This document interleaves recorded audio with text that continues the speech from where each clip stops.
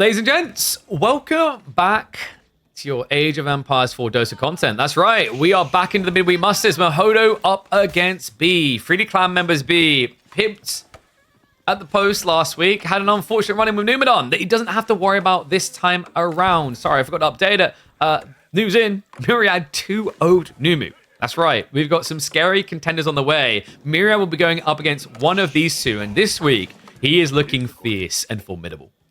Opening game is going to be Japanese versus Malians. We are on the new map Oases, and we already have the pocketed economies coming in. Smart play by B. Japanese can leverage this fishing play quite nicely because of how cheap their fishing boat's going to be.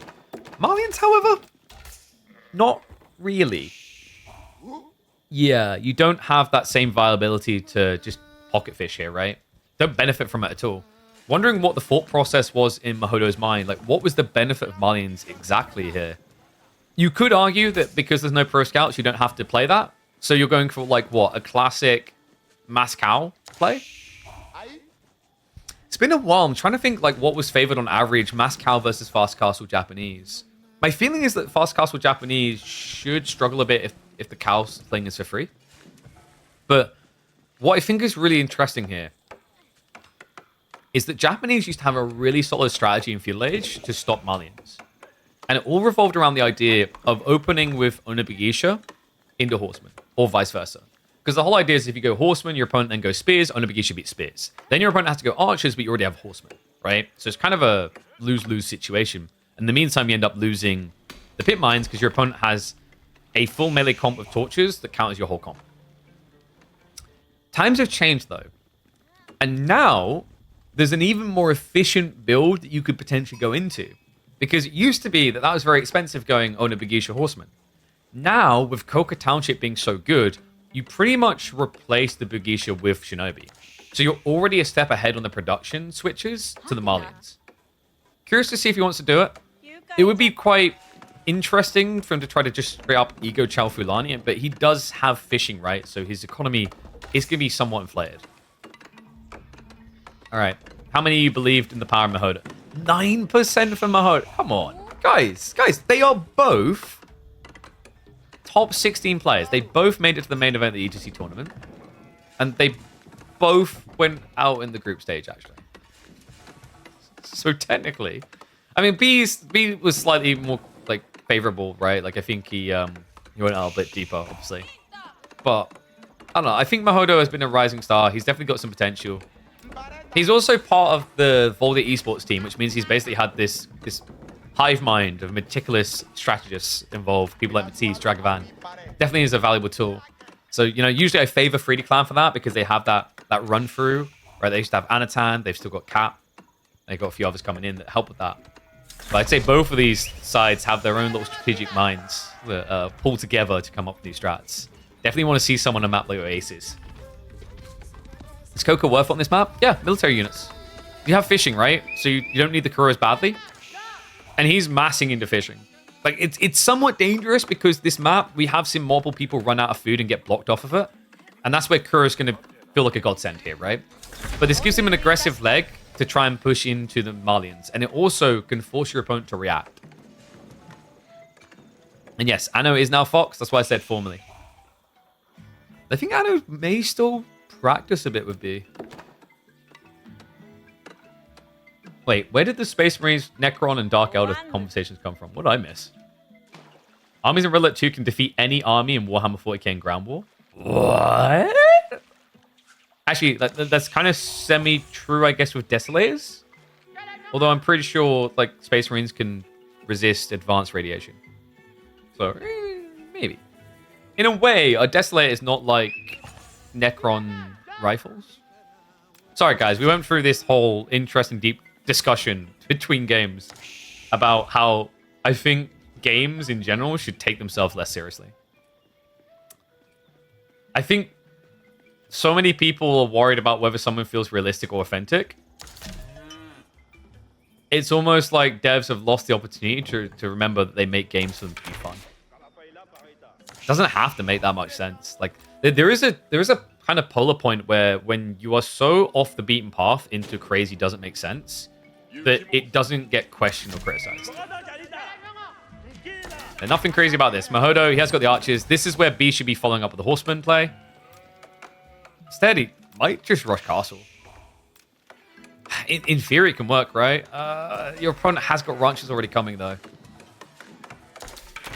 Instead, he's just blobbing more shinobi.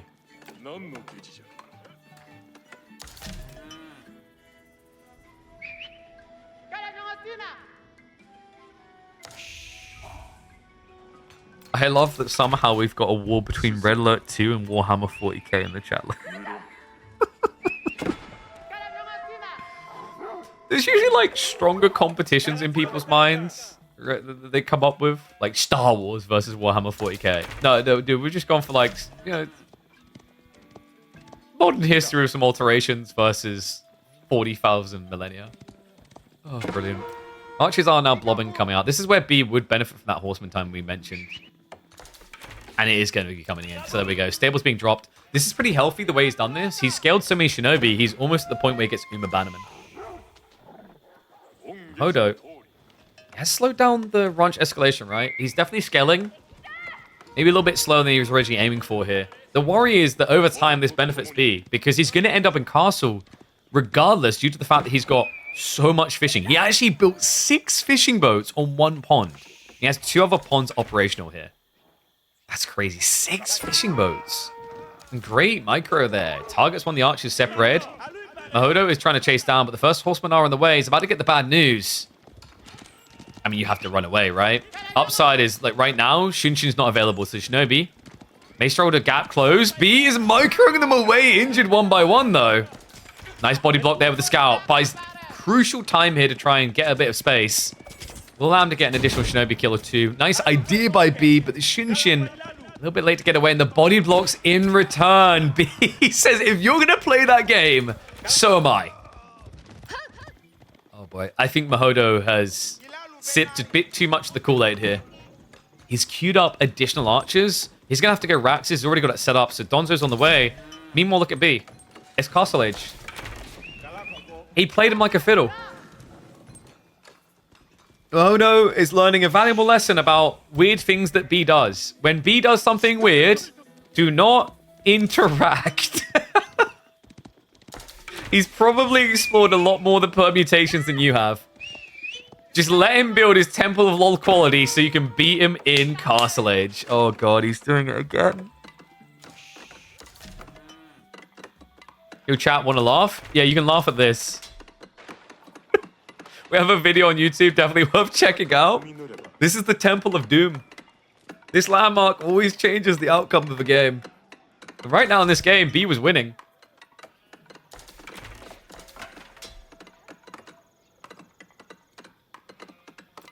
Oh, good lord.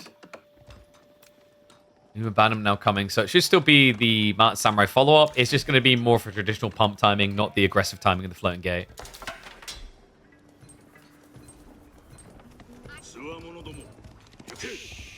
Wow, look at that. Mahodo, he just got many more villagers suddenly. Oh, that's right. These aren't mine. Does at least move away quick enough there. And yeah, these worker kills are a lie, by the way. Remember, that's just because B deleted the fishing boats. So Mahodo has succeeded in killing no one so far. How very innocent of him. I mean, he took out a few shinobi, but they're so sneaky. Did they ever really exist? You got permaban for saying Marilla destroyed beast? Really? I mean, Marilla was pretty dominant in that series. There's just so much to still explore. The crazy thing, guys, right? Did you guys watch the Marine Lord interview I done with him yesterday? His words, he doesn't think anyone's playing that well right now.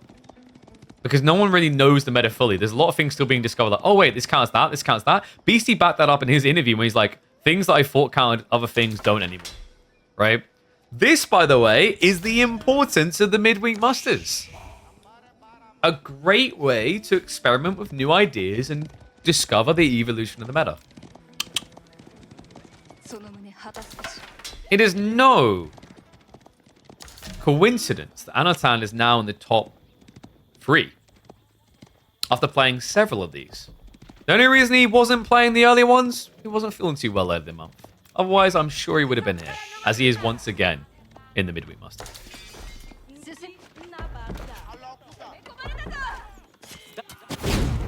Shinchin. So I try to get the wall up. I'm able to. I mean, this is like the worst build to try and wall against, right?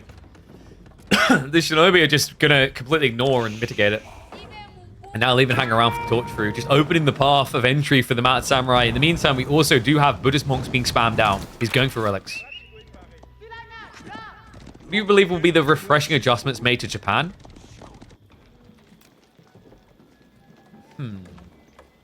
New resource. Able to turn fish into sushi. Double the food. Okay, I'm capping on that. Maybe an ability for farmhouses to generate berries would be intriguing. I don't know if that'd be too OP, but like if there was an upgrade on farmhouses that made them generate berries at a slow pace, you know? That could be intriguing.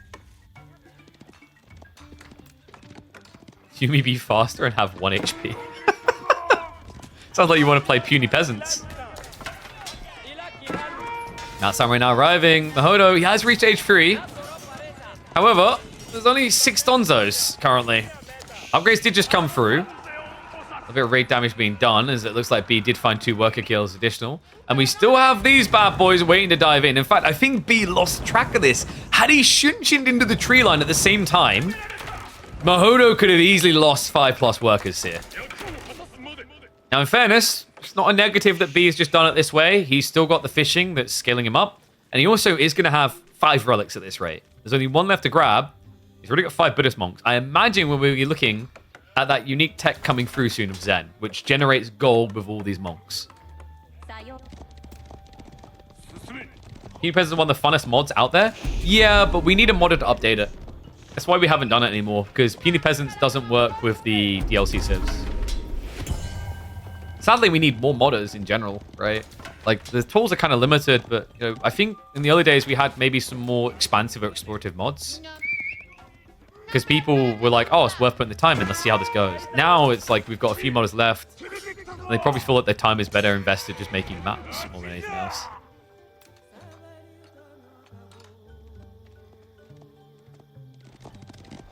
Guys, I think Temple of Quality... No, we don't... This isn't winning him the game, right? This is definitely not why he's winning, right? Do we give it that power over us? Let's not.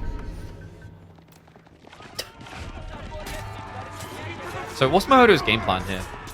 He's going to be moving out for additional pit mines. He needs the extra gold. This is a good fight for him. The amount of samurai shouldn't really be engaging with this at all.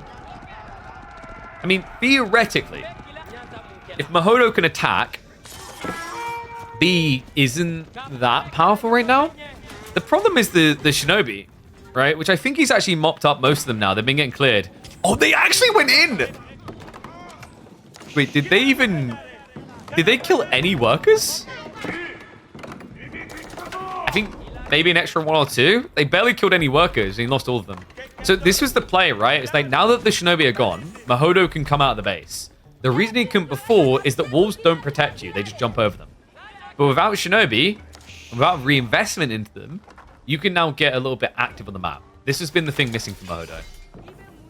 Looks like B switching into Samurai, which is awkward considering the Musafadi are already on the way. Be cool if the devs put on a mod workshop. Mod workshops would be cool. The other really big thing I've highlighted before is just modding tournaments, modding competitions. I mean, hell, I'd even help run it, right? But there needs to be funding, you know, several thousand that goes into a modding competition, and the top mods secure some money from the devs as a reward.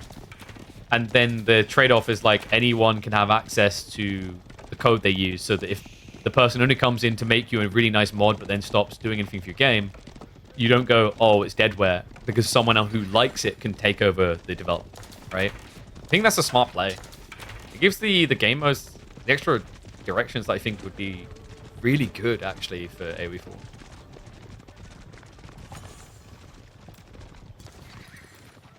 Yeah, funnily enough for Mahodo, just blobbing Musafadi now is like a winning play. He saw the samurai, right? I'm not sure he did. I think he instinctively went into some Musafadi, just in case. He needs to be blobbing them fast. Going sofas isn't a bad idea either. If you go Musafadi, Adachi means that your opponent trades well back at you. But if you go for sofa, he doesn't have an answer, right? Mass sofaing can also work. He wants in. Mahodo would benefit from switching tree line now. Or you just now move and you wall around it is the other option here. Sacred sites are locked though. Like realistically, Mahodo does have to come out soon. His army is a lot bigger. Especially when you consider that B, a quarter of his army is monks. Yeah, monks are kind of weird against Malians specifically. Because like the Buddhist monks are good against low military count, high quality units. But Malians are the opposite of that, right? They spam the trash with lower DPS output than other units. It means that the damage debuff from Sohai Sutra is less valuable here. Have future kingdoms now? Professional? Wait, I think I saw that Reddit thread. Wasn't there like... Was there some drama because they... I don't know, some people were losing their mind like, you're not employees, you're volunteers. And then I think there was also some additional people on the list that didn't want to be on the list. I mean, future kingdoms are doing some cool things with the DLC mods. But I don't think that's the correct direction to go with modding because of the limitation of the modding tools. We'll talk more about that in a sec, though. We have to focus on the fight because we have got Samurai diving in. I don't think they're trading well enough here. B, he has got the healing focused here. So Renois, he's not really using the Sohai Sutra, but the archers are going to target him down. We do have the poison arrows, right? Now needs to start targeting down those injured knights. So far, I'm going to have to peel back. So actually B able to break through there. The Bannerman Aura is actually carrying him a little bit deeper. I thought that there would be more damage coming out from the Musafadi. The counter just wasn't good enough. Can he keep the momentum going here? Admittedly, Samurai are going to be slow to reinforce, and the Mao groups are falling. Second wave of Musafadi coming through here. B, there was a decap in the meantime, so no Sacred Site win condition anymore.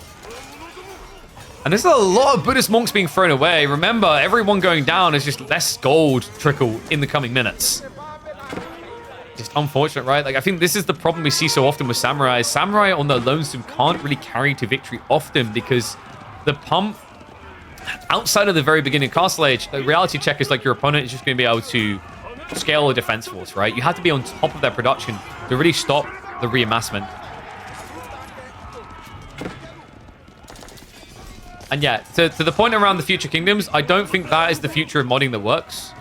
It's cool having these different civs, but the problem is to make those mods work, they have to replace existing civs with those civs. So you're not actually adding civs, you're like replacing civs, right? It's very hard with the current mod toolset for new civs to be the way. And I'd be surprised if that ever changes, right? Because at that point, what you're basically introducing is the ability for someone to rip off DLC civs, and then that makes you less revenue, right?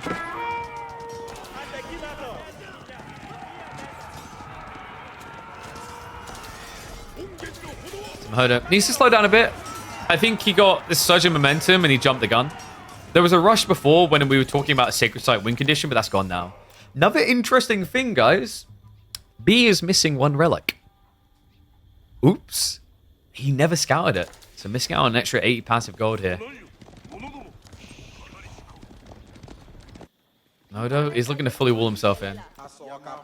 You know, I feel like in these type of games, not constantly pumping Shinobi is a missed trick. Because you could have them be a more effective form of raiding. The reason why Shinobi is better is if you come with, say, 20 on a Bagisha and attack here, boom, notification goes off, I know you're doing this. If you go with Shinobi, hop in, disguise yourself as enemy villagers, walk in, stab, stab, stab, right? It's definitely an underrated play. It's one that he could definitely afford. He does have farms coming through now with Daimyo level 2. So we're getting the type of scalability and food that should allow him to just keep pumping Samurai. Just not sure if Samurai is the breadwinner here. Not with Mahodo getting more and more so far.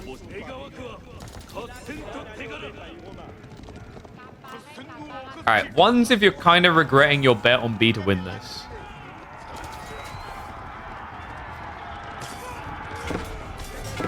And fives, if it's because of the Temple of Quality. I think we did have a big raid coming in from Mahodo, right? No, that's just the boat kills. Don't be deceived. Remember, when you delete fishing boats, they show up like this. So much gold gen from the Buddhist monks. I remember Mahodo, he just needs to not rush. Get the 200 pop, then go. And be... This is why if Mahodo builds more sofas, he's favored here now. I mean, this is kind of your nightmare fuel, right? Like, most civs would see sofa and build crossbows. You can't as Japan. Where's the offensive relic usage? He forgot the 5th relic. Raid coming in. We got to catch a few workers here.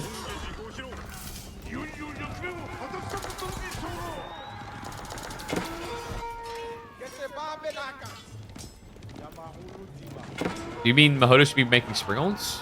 In theory, against Samurai, it's not a bad idea, sure. I think Sophis is fine as well, though. Whoa, there it is! Buff up that damage on the monks as well, if they don't use it. Nice juicer damage. Remember, when you use the Wololol, it's a special type of conversion. 20% damage increase for 20 seconds. However, mistakes made here. He didn't have the Uma Bannerman. He does, however, have the Katana Bannerman. Buff now starting to run out. The archers are standing their ground in this. It's almost like the Buddhist monks are muddying the water. He's not actually taking out the samurai. He's just using the archers for that back line. Oh my dear God, it's so many dead monks. The tricky part about this is against any other civ is 150 gold. But the Japanese only spend 80 gold per monk. These are spammable. So if you kill an archer in return because of the time they waste to kill a monk, it's a worthwhile trade for B. And the crazier part still is every time you have downtime, these monks pay for themselves. They're generating 25 gold a minute. This is kind of crazy. Oh, look at that. Phased on our test. If you delete it before it finishes the Wololo, you can reuse the Wololo. Would you allow that? Of course I'd allow that.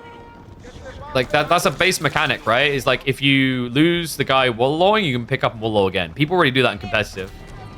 If this is unintended behavior, yoke's on you, devs.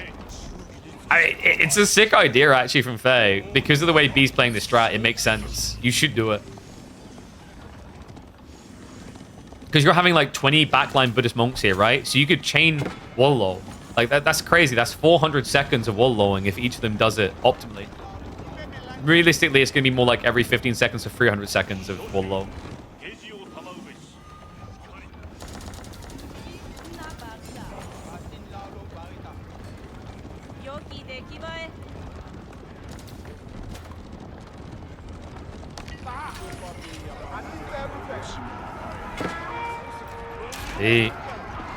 Mahodo's like, not like this. Out of all the ways. Castle drops coming in. Springles, they should be sniping the villagers, but he needs to get rid of the wall. The wall's griefing him right now. Remember, currently palisade walls block Springle shots. No, this can't be happening. Break on the wall.